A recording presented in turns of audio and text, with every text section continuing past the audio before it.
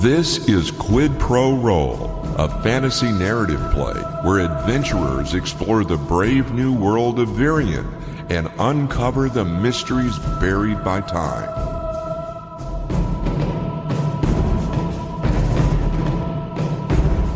On the way to Mercona, you stop and camp a couple of nights through the Bahema Desert. One particular night, the sky is clear. The moon, not quite full, probably about half moon, shining brightly through what little cloud there is. The crackling of the fire is the only sound you hear between Oska and Drolsna. Vera has long since retired, fallen into a sleep that neither of you are willing to disturb for any reason. But there is something odd overhead. A figure that circles the two of you. A shadow. Is that the bat, you think? No. The wingspan's too large for a bat. Particularly whatever they've got to eat in these parts. You would be the expert. I expect some kind of bird, but what kinds of birds are flying at this hour in a climate like this? Not that many sand-based owls. Are you joking? No. There are so many sand-based owls. Yeah, there are canonically sand-burrowing owls in my home. What? We'll go to the zoo But- when we get to Ochomanco. But owls... Ochomanca? Ochomanco. Nope, not that. I'll get it right eventually.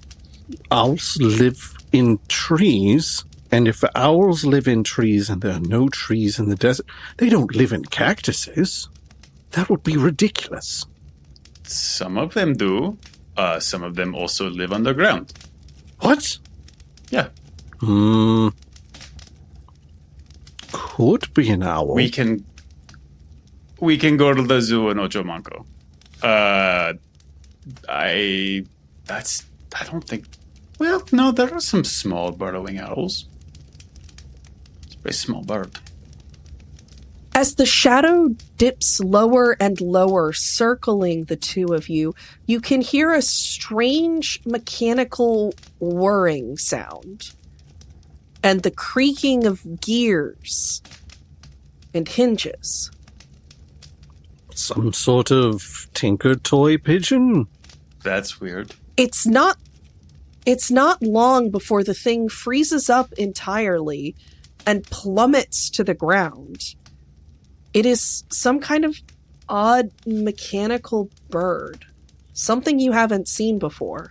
The empty hollow of its chest filled with letters.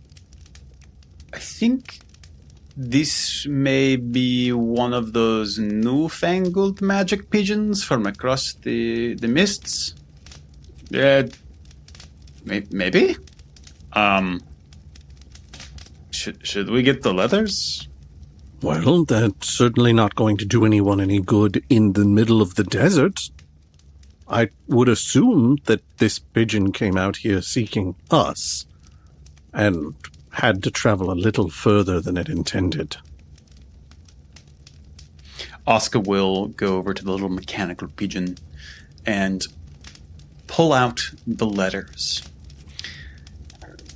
Emblazoned on them in lovingly crafted black ink are the words to the QPRTY. All of them seem to be addressed to the same Caperti. And as he rifles through, he holds one up to the firelight, trying to peer through the envelope a little bit. I think I can make out my name in this. What in the hells is a quipperty?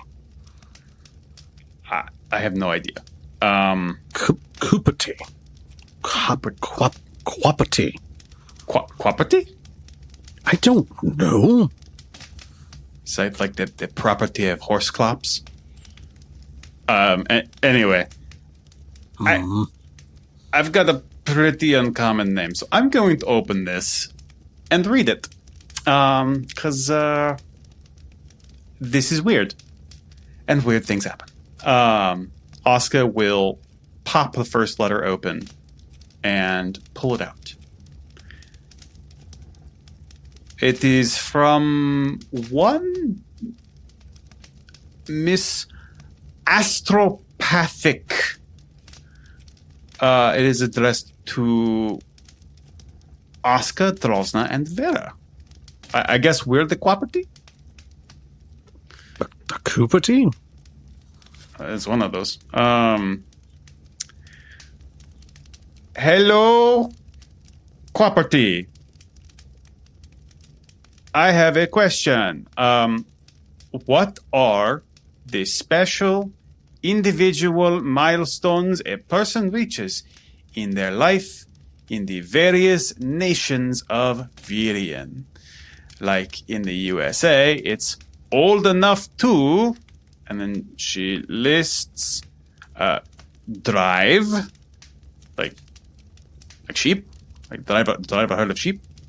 Or, I would imagine a cart. Yes. Graduate, repeatable.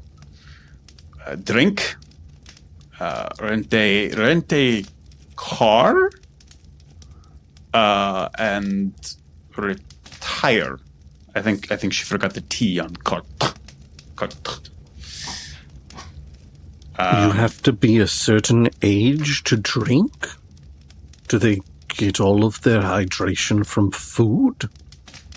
This is strange. Yes. I assume she means alcohol. Drinking is a phrase in Virion. Oh, that makes more sense.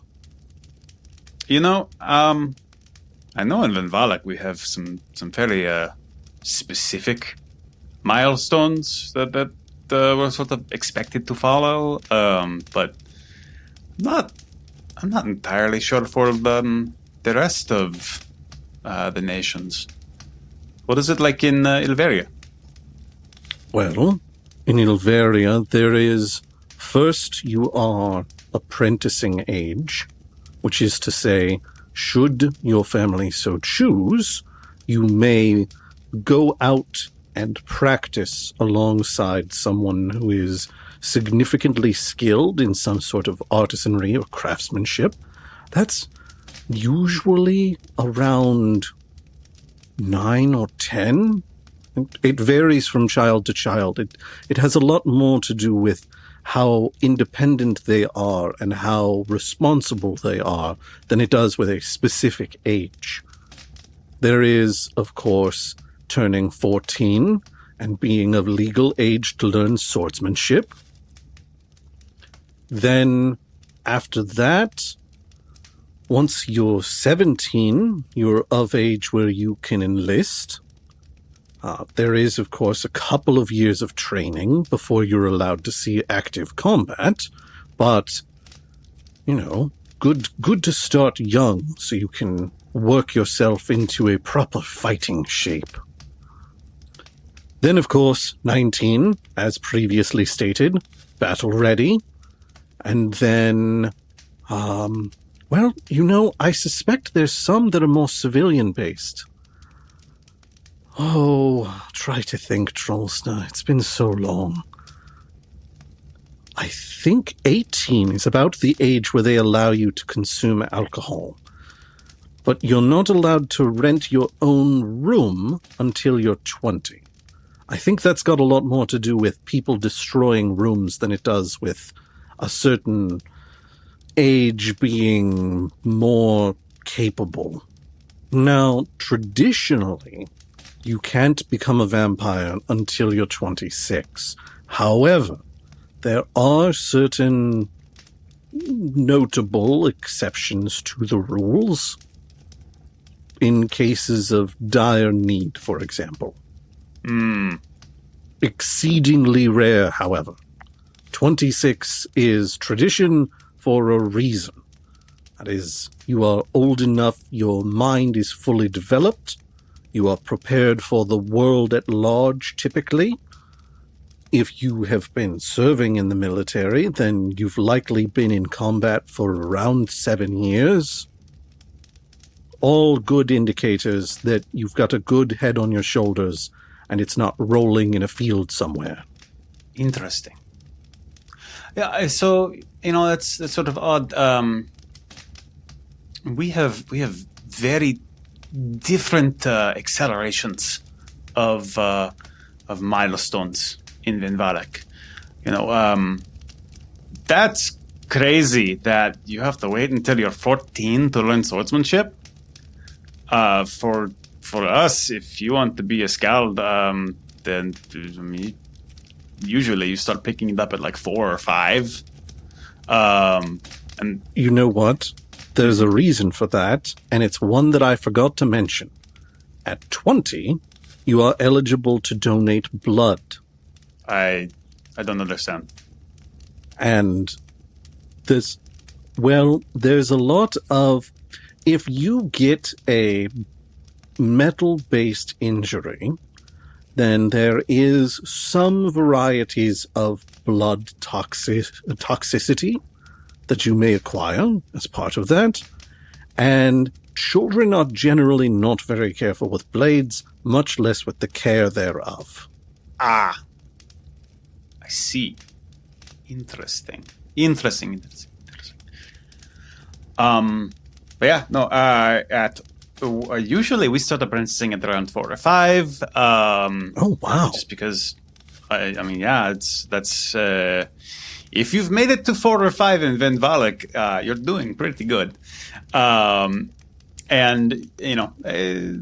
typically by then, within your village, it's pretty obvious, what professions need people. And you start getting shuffled around and things like that. Skalds are not quite like that. You have to kind of want to be a fighter, a warrior. Nobody's going to. Your parents aren't going to apprentice you to that if you don't want it. And then as you get older, around 9 or 10, it's expected that you go on at least one drive. So you have to go and help shepherd the sheep, get out of the village, go see the wideness of the land, that whole thing.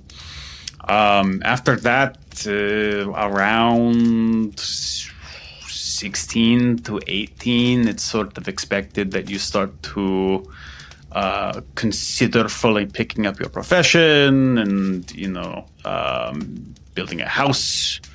And thinking about moving out. And then, weirdly, it's not really expected that you get, married until, 28 to 32, give or take.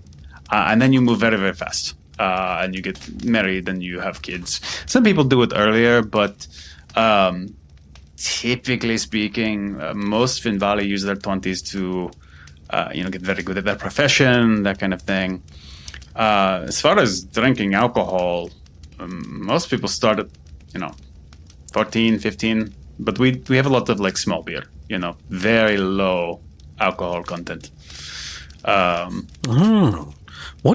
What is the marriage situation like in Vinvalek? What do you mean? Well, you're talking about there's an age where you're kind of expected to get married. Is it, I know sometimes in, say, Andakar, there are arranged marriages, a sort of alliance between families. Is that also true in Vinvalek? If you hit 32 and you haven't picked for yourself, you're generally considered to be bad at choosing, and then your family will choose for you. There is a certain degree of arrangement with it. There's oftentimes dowries paid, that kind of thing. That can be a little bit more difficult with same-sex marriages because we have to figure out, okay, who is paying the dowry, all that jazz, because it's, tradition.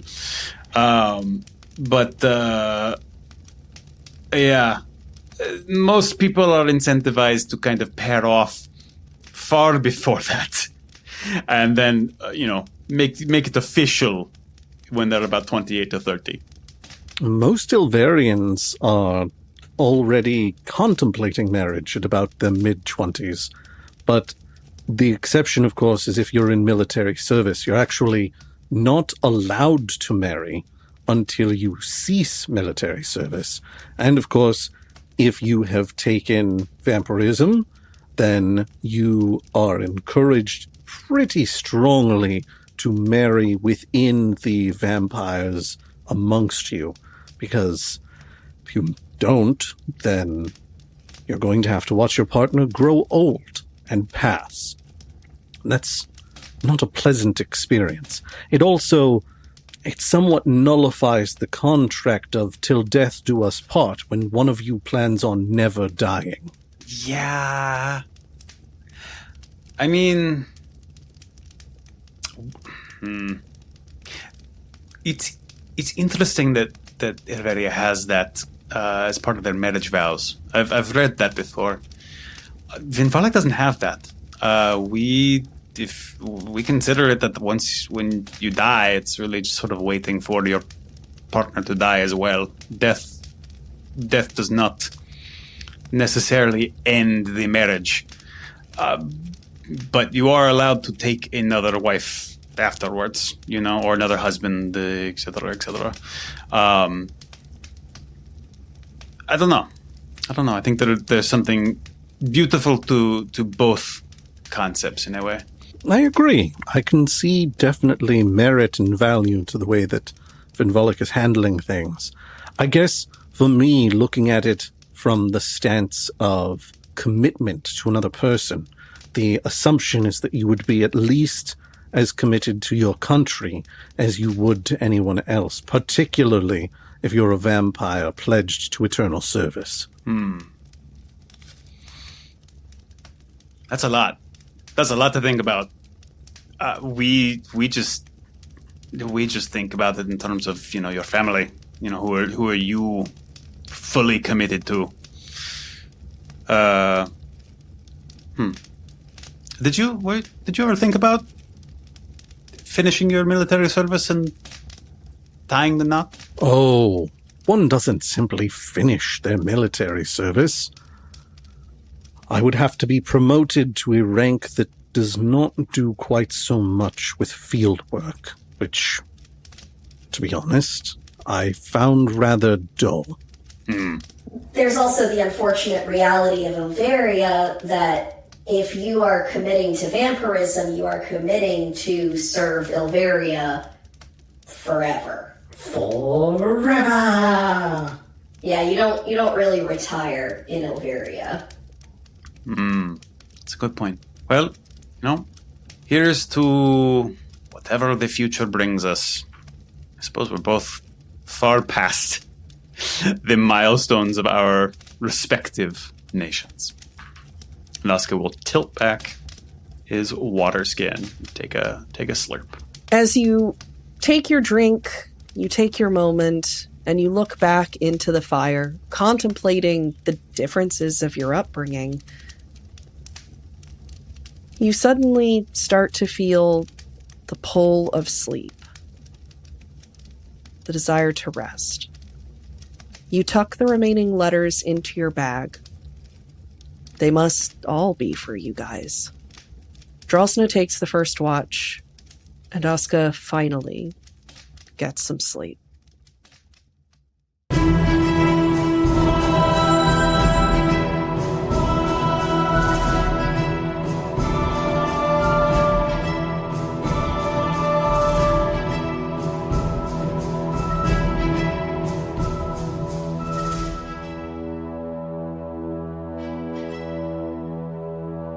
Quid Pro Roll is an independent, narrative play podcast supported by Richmond Comix and listeners like you. Our audio editing and sound design is provided by Scott Moore. Our soundtrack design is by Scott Moore alongside Gabriel Perez. Our GM and world builder is Alex Smith. Oscar is played by Luke Davis. Vera by Jenna Garrett. And Drosna is played by Joshua Maltby. Links to the cast and crew's socials, as well as our Patreon page, can be found in our show notes. Now, please pass me that stack of books over there and get out of the library. Thank you.